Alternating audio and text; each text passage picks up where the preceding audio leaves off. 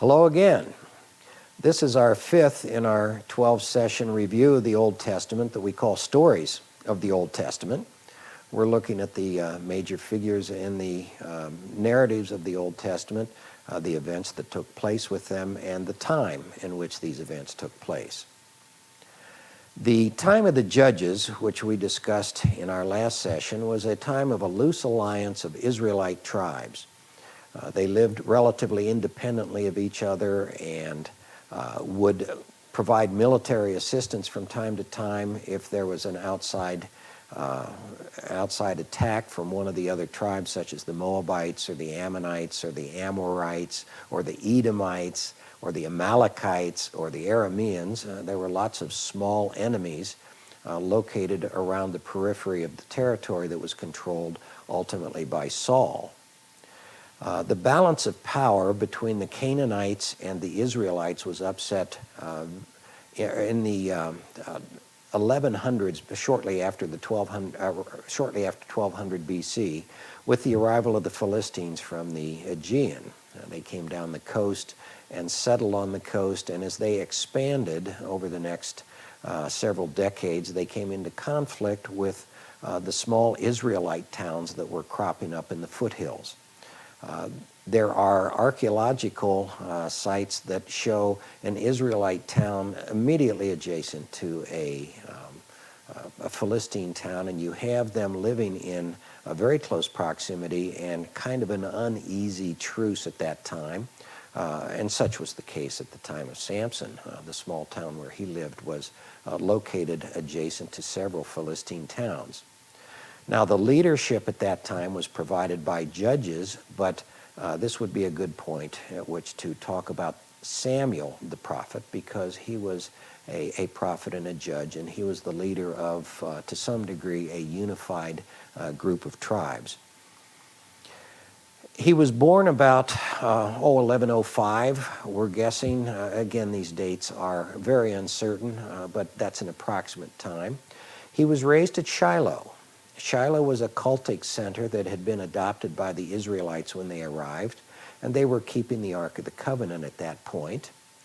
And Samuel was born to a woman who was childless into her later years, and so when he was born, she dedicated him to the Lord, which would suggest that he was a Nazirite. This was a special category of Samson was a Nazirite as well, and there were various obligations. Typically, it was a short period of time that someone would pledge to be a Nazirite, but Samuel was dedicated to the Lord at that time, and he was praying at Shiloh when he was spoken to by the Lord. He was about 12 years old. He's one of the remarkable people in the Bible who actually has direct conversation with God. He became, to some degree, the leader of all of the Israelites, and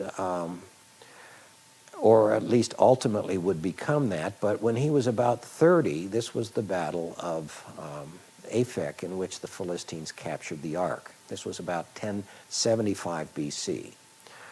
They attacked the Israelites, and as the battle was going badly, battles in those days played out with one side attacking the other for a short period of time and then recouping, and a lot of time spent making threats and posturing and so forth. And so it was possible to go up to Shiloh, take the ark down to the battle, hoping to stem the tide, and it was captured by the Philistines, taken to the Philistine cities.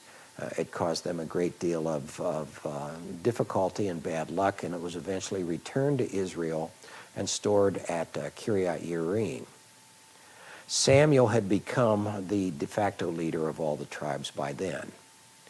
And 20 years later, when he was about 50 years old, he called a meeting at Mizpah to discuss the organization and arrive at certain decisions, and was attacked by the Philistines. It was at that point that the Israelites, recognizing that the Philistines were a significant threat, insisted that a king be anointed who would lead them. Saul was quite put out by this, But nevertheless, he was instructed by God to anoint a person named Saul as the first king of Israel, and he did this. Saul would eventually control the territory that was occupied by the various tribes of Israel. They were in the highlands, and at the time of Saul, he eventually controlled the territory as you see here. The Philistines remained in power on the coast and were a constant threat along the flanks of the Israelite territory, but they were at least able to stem the tide at that point. They were able to hold the Philistines in bay, even though they were not able to conquer them. There is a Bible reference to Saul as to his appearance. There was also one for David. We'll take a look at that a little bit later. But we get a sense of what Saul might have looked like when we read this Bible passage that says, "A Benjamite named Saul, an impressive young man, without equal among the Israelites. He was a head taller than any of the other." And it goes on to point out that he was 30 years old when he became king, and he reigned over Israel 42 years. The 42 years is disputed by some scholars. There's some uncertainty about that, but he had a long reign. He took the throne when he was 30, and we are told that he was a head taller than the Israelites. That would possibly suggest that he was perhaps 6 feet tall. Studies of various cultures these days would suggest that at that particular time, the people of Canaan and the Eastern Mediterranean were perhaps 5'2" or 3", maybe 5'4", and if he were a head taller, he would be about the size of an average man today. Nevertheless, he would have been impressive, being so much bigger than the other men in his kingdom. Now, the problem was he was a Benjamite.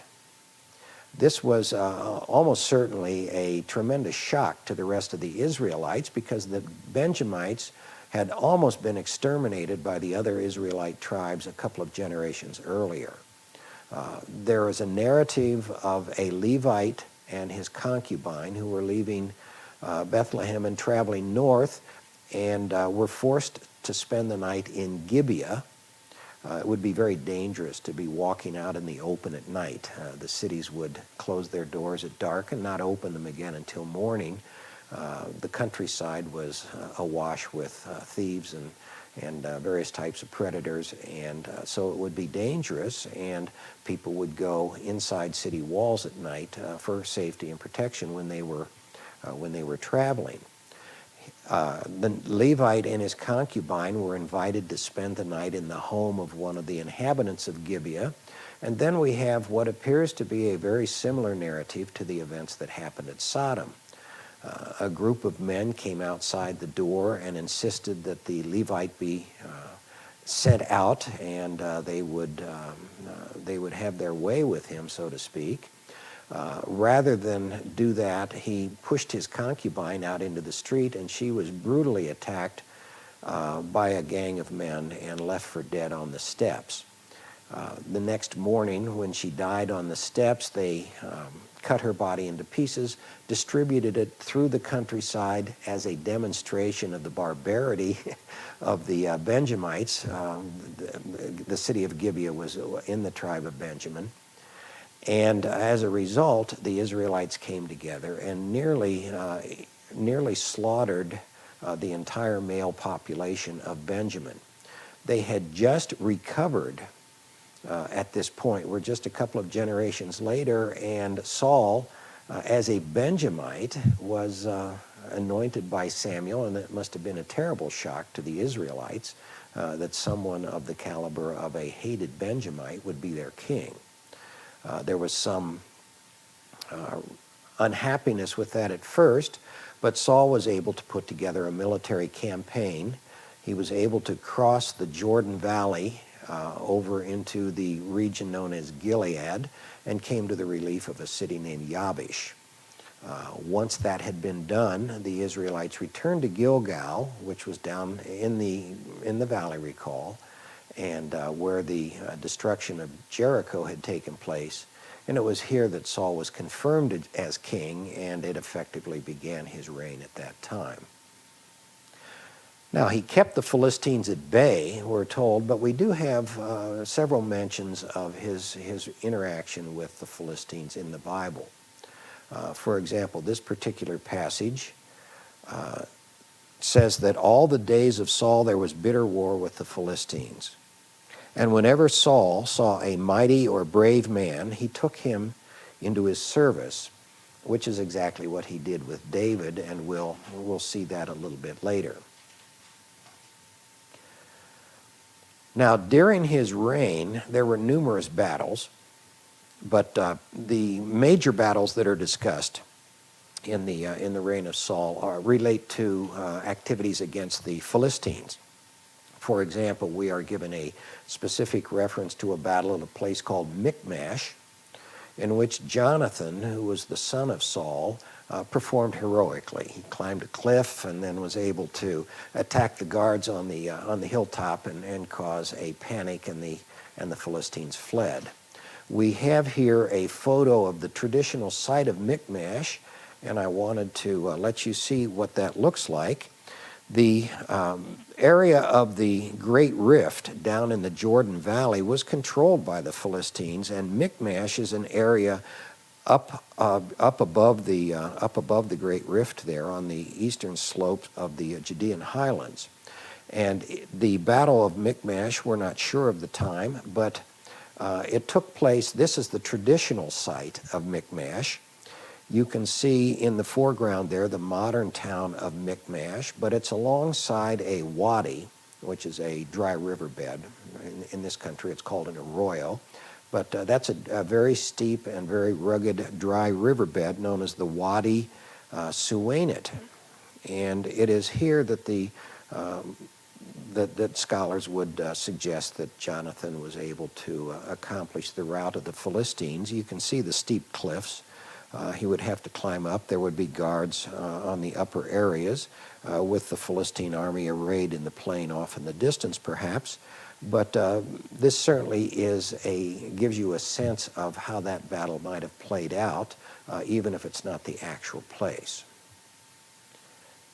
The lack of iron weaponry by the Israelites is a significant problem at this particular time. In fact, at one point, it's suggested that there was a total lack of military weapons themselves. They had nothing to fight with. Here's a Bible reference, for example. Let's take a look at that. In 1 Samuel, it says, "Not a blacksmith could be found in the whole land of Israel, because the Philistines had said, 'Otherwise the Hebrews will make swords or spears.'" Now, what that suggests is that iron weaponry and iron farm implements even had to be bought from the Israelites. And in another battle, it says, all Israel went down to the Philistines to have their iron tools sharpened. And that passage is kind of charming in a way. It actually itemizes how much was charged for each particular type of farm implement to repair or sharpen them. But then on the day of the Battle of Michmash, the Bible goes on to say that not a soldier with Saul and Jonathan had a sword or spear in his hand. They were probably fighting with clubs and handmade weapons and perhaps farm weapons, and only Saul and his son Jonathan had swords or spears. So this was a terrible imbalance, but they were still able to maintain some control of their territory and keep the Philistines at bay. Now, a major event happens in the reign of Saul at this point. At the Battle of Michmash, Saul refused to destroy the Amalekites as ordered by the Lord, and as a result, Samuel was instructed to anoint the next king of Israel, who would be David. David was anointed at that point. He was about 15 years old, it's thought to be. This was about 1025 BC. And this young shepherd boy would be the successor king to Saul, but the event would not actually take place for another 15 years. Saul would complete another 15 years of rule and then die in battle. At that point, David would rise to the position of king of the Israelites. Now, sometime, probably very shortly after David was anointed, and he was about 15 at the time, the Philistines massed in what's called the Elah Valley. This is a fascinating battle. I truly enjoy looking at pictures of it, and I'm going to show you one right here.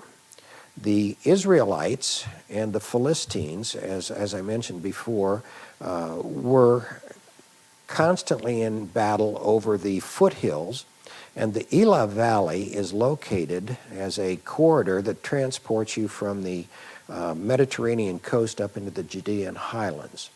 There are very few places where you can get from the lower territories to the higher territories through the foothills because they're very rugged limestone.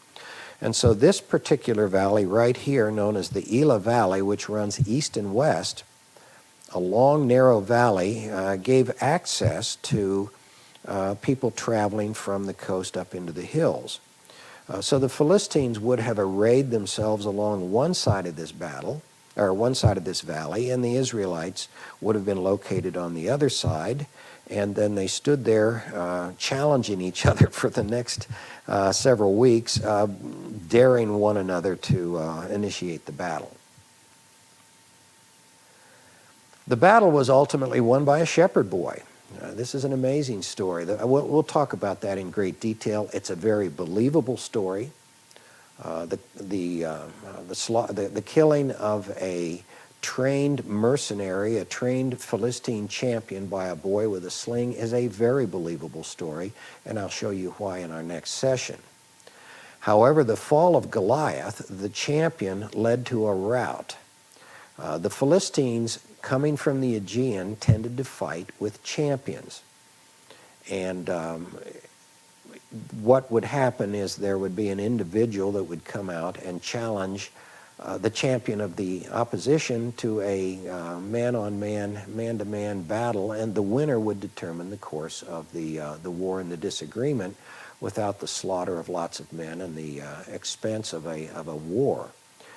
So that's what their champion had been doing, and the Israelites refused to send a man out. No one was willing to go out into battle with this huge champion of the Philistines until David finally joined the army, came down to the Elah Valley, and events played out as we read in the Bible.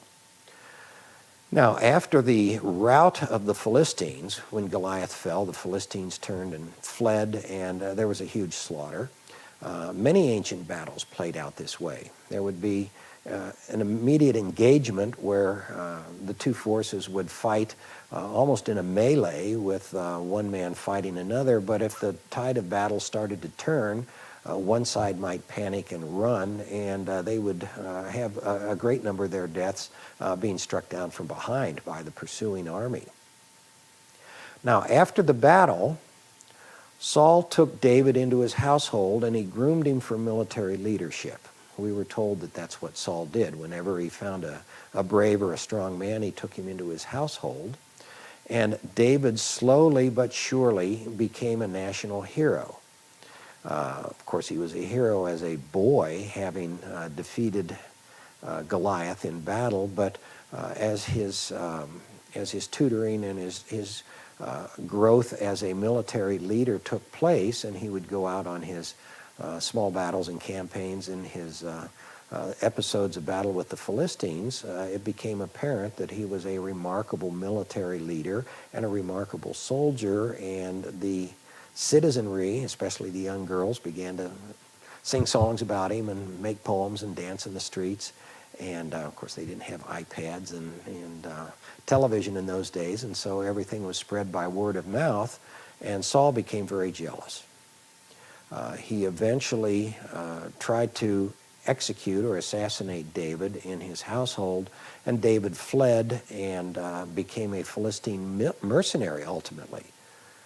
Israel's a small nation, and there are very few places where a group of men such as David and his soldiers would have been able to to hide and escape identification, and so ultimately David had to go someplace where Saul would not pursue him, and that was the Philistine area, and he posed as a traitor and was accepted by one of the Philistine kings for a year and a half.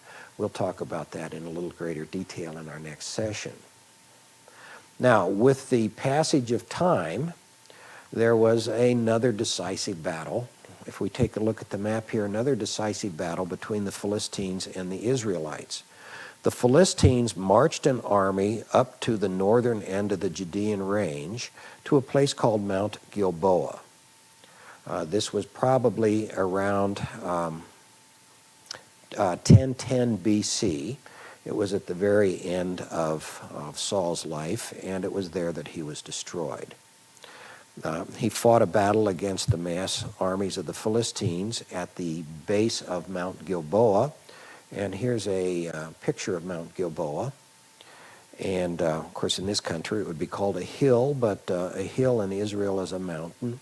And it was there that Saul was defeated by the Philistines, and then he was wounded. And rather than be captured and humiliated, he fell on his sword. 3 of his sons were killed as well. His head was removed, and his body was nailed to the walls at Beit Shan.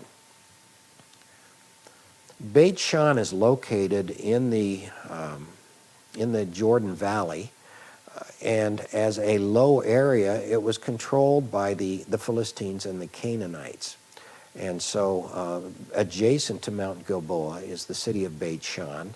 And in the standard process in those days of humiliating the defeated leaders of various countries, the bodies would be put on display, and we are told that Saul's body was put on display at Beit Shan. Here is a picture of Beit Shan. You can see the Canaanite hill in the background.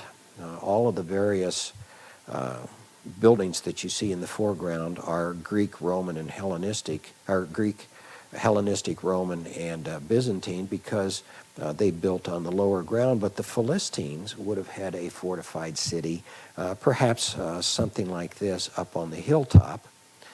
And if you travel to the top of the tell there and look across, you can see where the people of Yabesh were living. They were across the way in the hills that are visible in this. Those are the hills of Gilead, and that's the city of Yabesh, the first city that was relieved by Saul when he became king. It's just a few miles across the river. There are several fords in that area where the river becomes shallow, and it's possible to wade across. And we are told that the people of Yabesh came across one night, retrieved the body of Saul, and then took it back to treat it with proper funerary rites. Now, with Saul dead, David was chosen to rule the tribe of Judah with his capital in Hebron. Hebron was a somewhat unimpressive walled city, but the southern portion of the territories that had been controlled by Saul were now taken over by David. He was able to return back to Israel with the death of Saul. He had not taken part in the battle. He hadn't been permitted by the Philistines, and we'll, as I said, go into detail in that in our next session. However, with Saul killed, there was a surviving son named Ishbosheth who took the throne. There was an uneasy truce, even a few minor skirmishes that certainly can't be called a civil war, but there were skirmishes between the forces of David and the forces of Ishbosheth for a couple of years, but then Ishbosheth was assassinated. The northern tribes requested that David consent to rule them as well, and we'll talk about the early reign of David in greater detail in our next session. He was able to control the entire kingdom of Saul after a couple of years, all the way from Hebron up into the north, and then ultimately determined that he needed a more impressive capital building and conquered our capital city, and he conquered the city of Jerusalem in kind of a remarkable campaign that has just been in my opinion, been illuminated by some archaeological discoveries. So we'll talk about all of that in our next session. I did want to make one additional comment. This is kind of fun. The capture of the ark and its transport down to the Philistine cities led to a series of terrible events. They got tumors and plague, and their idols fell, and hands and faces were broken off. And eventually, according to the Philistine traditions, the Aegean Philistines, from which the Aegean traditions from which the Philistines were derived, they brought the ark back on a huge wagon along with some gold offerings, a peace offering, trying to appease the god that they had insulted by taking the ark. We are told that models of the gold tumors and the mice were made. They had had plagues, probably caused by the mice. And in all of our Bibles, the gold models are called tumors. But in the Tanakh, which is the English translation of the Hebrew Bible used by Jewish scholars, they refer to the tumors as hemorrhoids. And so it's very possible that the capture of the ark led to an outbreak of hemorrhoids among the Philistines, and this is what caused them to return the ark and try to regain peace with the Israelites. At any rate, we'll talk about the rise of David to the throne in our next session, and I hope you'll join us. Bible Interact is a group of Bible scholars and biblical archaeologists who promote the Hebraic nature of Scripture and view the two Testaments as one unified message. They explain how they use a first-century approach to searching the Scriptures, and they share their methods and discoveries for discussion and dialogue. They invite your comments and participation on BibleInteract.tv, where you can also find more teachings, self-study quizzes, webinars, and interviews.